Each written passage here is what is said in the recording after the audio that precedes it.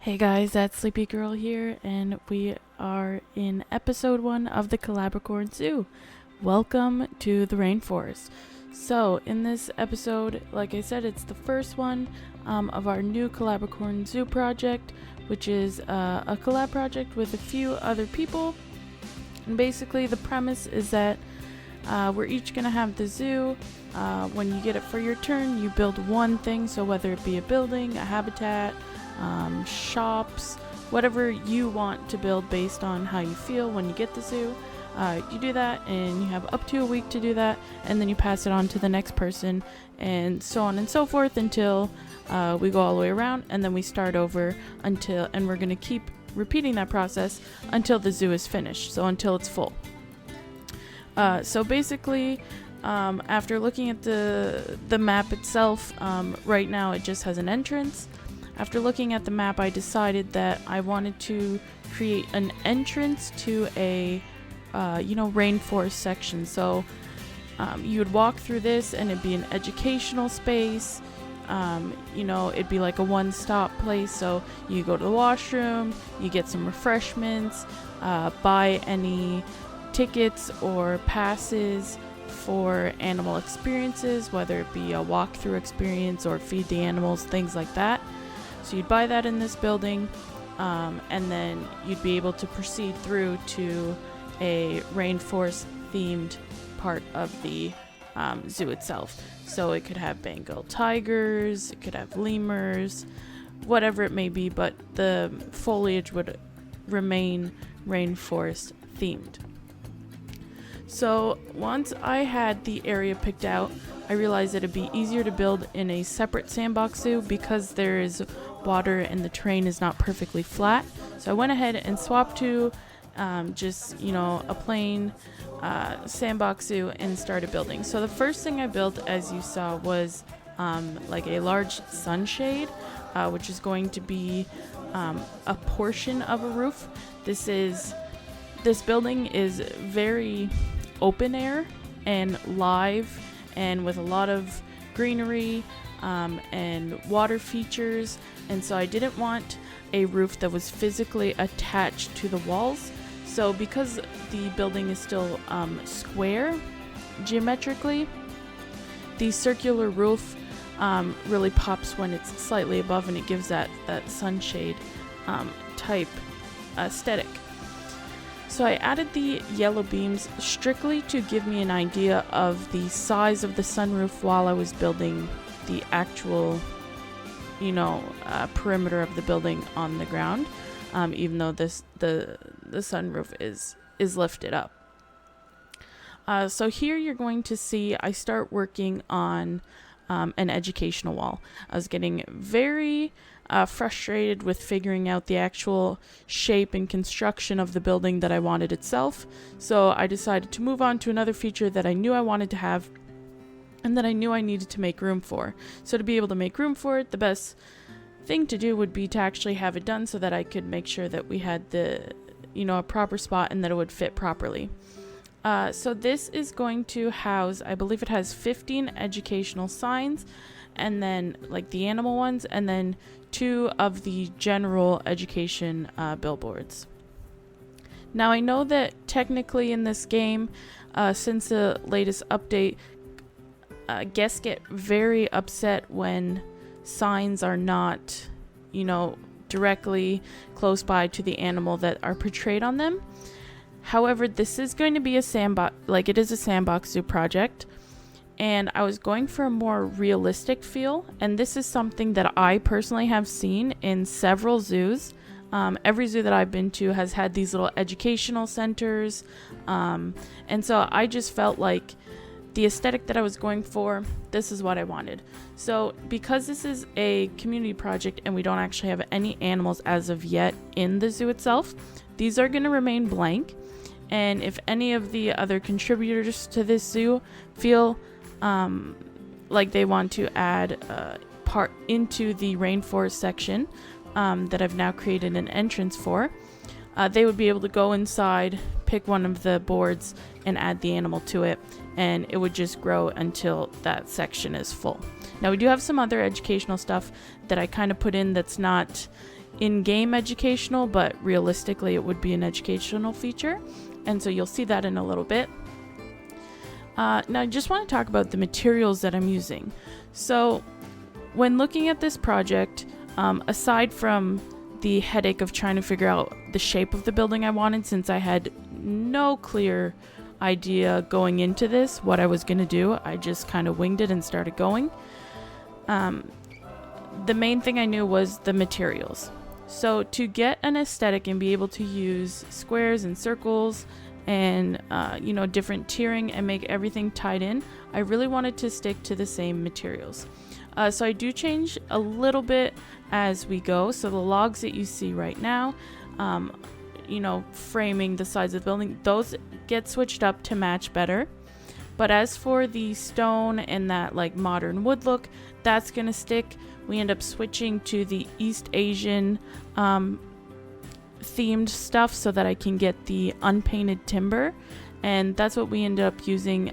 We use the planks, we use the different sized timber logs, and we use them in multiple different ways throughout this build in order to get all those different types of details done, but still keep it conforming to each other so that we have that sense of consistency and that things match. As well, another main component is glass. So all these full-size 4-meter glass panes have that geometric shape in them. I just felt like it was very modern looking and it really fit the aesthetic that I was going for. And then later on, once we hit the second floor and we're doing more like railings, we use some of the 2-meter as well as the 1-meter glass panes as well. So working on this, I realized that how much work actually went into this. I think this is the first time that I create a building of this size with this many different components, with a lower level and an upper level, not having a perfectly symmetrical building. This building is very asymmetrical, especially as we go. We add some more details on either side, and it really starts giving it its uniqueness and really starts making it pop. And so as I went, I just realized that how time consuming it can be, especially since I had no plan. Because then when you run into something not working properly, you don't kind of already have that idea of what it's going to look like, so then you can make a quick change. It takes a little bit more trial and error. For example, as you saw in here, those washrooms and the toilet facilities moved several times before I finally got them to a place that I liked. Now we also have some facilities off to the right that have moved a few times. I'm not 100% sure at this point in time where exactly we're going to be putting them. But I knew that I wanted this building to be self-sufficient. So I wanted it to have some sort of a power source to be able to sustain itself. And then I decided that a workshop would be helpful, just because it would have the power source there. So it would just make it quicker for the mechanics if they were directly beside it. And then lastly, I decided that a water treatment facility would be great as well, because this is over a body of water. And although it's a very large body of water and you technically only need one to be able to touch it, the further away you get from the facility, the slower it is to treat it. So I decided that adding another one would definitely be helpful, as well as if anybody else who's planning a habitat or anything like that with water in it that goes by that's not physically touching, I'm giving a little bit of a boost to the area that we're reaching with that. So as you can see here, we've moved on to the second floor, and I'm still trying to figure out exactly the shape. I didn't initially plan to have that overhang on if you're looking at it from the back, on the left side. But when I was looking at the staircase and looking at it and thinking of the negative impact from the facilities, I realized that overhang would be a perfect spot to add some solar panels. Now the solar panels don't have any negative impact on them, so that would be fine. I mean, I could place them anywhere, but that would be the perfect spot. It's off to the side, guests don't really have to see it if they don't want to. And then it would allow me to have a an area or a reasoning to put a beam below it to be supporting that overhang, which I could now hide the other facilities in. Now, if you look at the negative impact on those facilities, the circle just barely reaches on the inside of the main building. Now, to compensate for that, when I go ahead and lay down the path, once we move it to the actual COLABICORN Zoo, I don't allow the path to touch the edge of that wall, just so that although the chances of guests, walking to the edge of the wall would be very slim, just to prohibit that happening at all and not having to worry about upset guests. I know we're in Sandbox, but we're still trying to keep this as real as possible. I went ahead and didn't allow that path to reach right to the wall to ensure that we don't have to worry about that. So as you can see, I'm got the main structure in now, I believe, and it's more of the small details. So adding, lining everything, making sure that everything has nice clean corners, so that we can go ahead and transfer it to the proper place, its proper home. So as you can see now, there's a little island. I go ahead and place it above that. I raise it up a bit because I want it to look like it's like a building on stilts. I really want it to have kind of like a treehouse vibe, but still modern. And so when we go ahead and place it there, we lift it up, and that's going to allow me to add a lot of stilts and pillars and beams, as well as continue the large square stone pillars in the corners, bring those down as well to give it more depth. And I really like the overall look of this at the end. So as you can see here, I'm starting to line some, and I'm going around and kind of working from one side to the other at this point, figuring out where I want flower beds, adding the pathing, making sure that that's okay, as well as just overall, the small details. So as we go, you're going to see that we start adding sections. Now, this is because when looking at it, I initially was just going to add some trees on the ground, and then I felt like, the building was getting a little lost in this area. It needed to be a little bit bigger, a little bit more significant. And so to solve that issue, since I didn't want to go ahead and, reconstruct the whole thing and make it larger, we just go ahead and add some flower beds around the edges, add some more decking, make a larger path where the staff path is going to be, add flooring over it to make it look larger, things like that. So now we start with the mulch, and there's a lot of mulch that goes into this build. Every flower bed that you see here was initially covered with mulch, and so it became a long and repetitive process to do that, but in the end it looks incredible. And so in this video here, you're going to see all of the building being constructed in a time lapse. However, I'm not going to be showing you the laying down of every plant because there are, I'm going to say at this point, thousands. And so I'm just going to give you a brief explanation of how I go about planning the flower beds. So the first thing that I would do is make the rainforest floor. So in my head, I'm picturing a rainforest floor, just green, just a sea of green. A lot of different types of leaves, a lot of different types of plants, but just covered completely. So to start, I would start with things like bracken, or I think it's scalaviola, just all those flat, leafy, bushy type things. And I wasn't afraid to submerge them down so that the ones that have the big piles, instead of having a big pile, I would use just a portion of it so that it was flat. And I would overlay them so that, bracken is sticking out through a different type of bush and all that stuff. And so once I got the greenery down, it had some different heights to it, but it was mainly flat altogether. Then I would go in and add some large leaves. So, I don't know, like the smallest banana palm, the shortest of any of the palm trees and make them lower so that they're just above the leaf portion. The greenery is just above that first layer of greenery. Once that was in, I would go ahead with the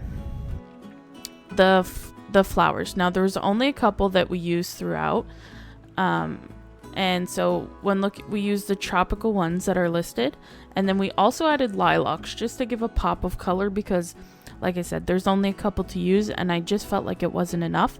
So I sank the lilacs down so that you never really see what it actually is. You kind of just see, you know, purple sticking out here and there just to give it, like I said, that little bit of extra color. Once that was done, we would go ahead and add the trees themselves. I'm going to say 99% of the trees are palm trees. There's one tree that isn't a palm tree. It's in the tropical area and it looks alright. I'm still unsure about leaving it, but I think it looks fine. And so we added all the palm trees, varying heights, you know, varying directions, always rotating, all your different trees and plants and flowers just to give it that little bit of more realistic look so that when you look from an angle you're not seeing a repetitive pattern and things like that. And then once the trees were done, then I would, you know, look around, make sure that I haven't missed anything, no emptying holes or anything like that, and then move on to the next one.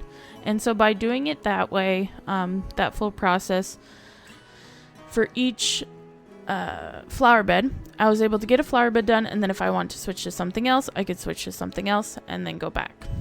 Now, a tip that I do suggest, because I have flower beds very close to the buildings surrounding everything, and I wanted that jungle vibe to it with the ivy and the vines, I do suggest putting your ivies and vines down first, just because it's a lot easier to get them to snap properly if you can get closer to the building. And so we did ivy and vines all the way around the sunshade and around most of the building itself before laying down the actual, you know, floral in the flower beds. So we add quite a few flower beds, as I mentioned. On the left side here, we're outlining a staff path area so that the staff can get to the facilities. The facilities are completely hidden in that column, and that does not bother me personally. I added doors so that when they're bent over in front of it working at it, it looks like, you know, there is something behind it that they're working on. And in the doors we added some signage just to label it a little bit and make it a little more unique and representative, and again a little bit more realistic. So things are coming together.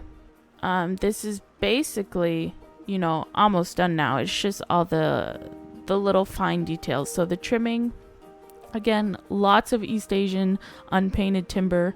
It comes in several different widths, and for me personally, in this, alongside with the habitat climbable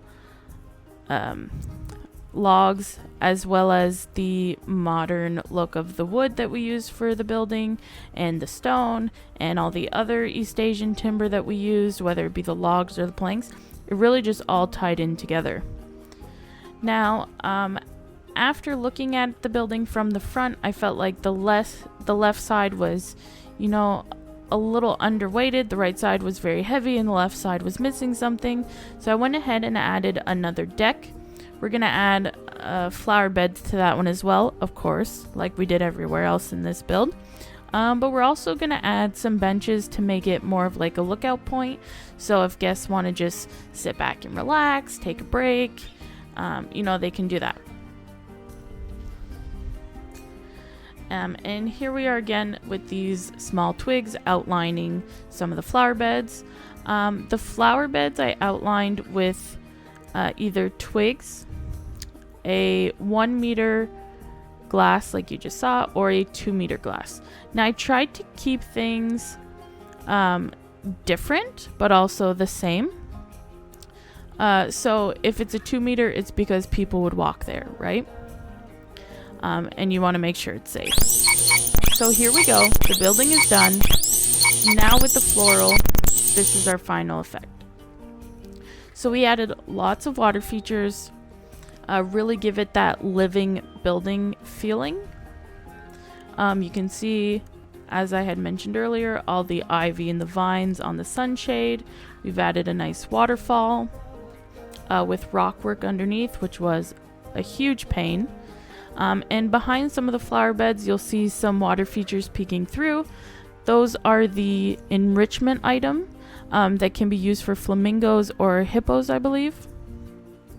So we put those in, and they really do work great. And I love the look of it from behind the glass when you're inside the building. So this here, as you can see, says our animals love to play. This is meant to be an educational center. So it's showing you that, we do care about our animals, and this is what we have included in their habitats, and this is what they like to play with. I feel like this is something that kids would love to see. Opposing that, we have the entrance to the washroom, which has some clipping of floral, but at this point I just didn't care anymore. Everywhere else is good, so the washroom, I could handle that. And then we had our 3 monkeys on top of our money machines, which of course we know as the ATMs.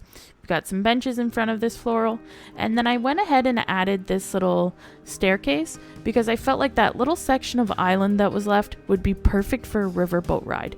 So I'm hoping that somebody else eventually in this project ends up building a riverboat ride, and if it comes to the end and still not there, I'll do it myself because I just think it would be the perfect addition. Down below, we saw the animal experiences, like I mentioned earlier. That's where you can buy tickets for animal feedings or backstage passes, that kind of stuff.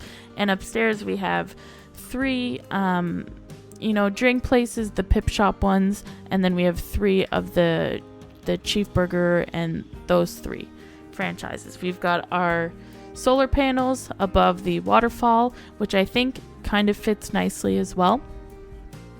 And again, a ton of palm trees and floral and bushes and ivy and vines everywhere. If I could fit it there, it was going there. I just feel like it adds that rustic look. And then I noticed that I forgot to cover one of the beams from one of those enrichment waterfalls. But I just really feel like the rainforest vibes, the living building just really coincide together, and they just really go well together. It's just a very nice aesthetic. And so although this building had zero plan whatsoever going into it, and I initially in my head thought I was going to have a lemur habitat inside this building with a walkthrough, and that didn't happen, I really think it turned out great. And it's definitely one of my favorites so far that I've worked on. And so here it is. Welcome to the rainforest with our nice water features and lots of greenery. So this build was about 30 to 32 hours worked on total. And it was definitely painstaking at times, but with swapping between different projects, mini projects inside, it really helped, make time pass quite quicker and make tasks less repetitive, since it was a lot of repeating the same thing, just laying down trees, laying down flowers, laying down bushes, that kind of thing over and over. But let me know what you think in the comments down below. Don't forget to like and subscribe, as we're going to have many more videos, as well as a winter contest video coming up soon to show you my submission. We're going to be continuing Shanty Park, and we're going to be also starting a franchise zoo project where we quote unquote blow up the franchise zoo I have now. We'll take a tour first, of course, and then we'll go back and start from scratch. A little more detailed than it was, but not as detailed as this, just because it is franchise, and it's not meant to be super detailed. Thank you for watching.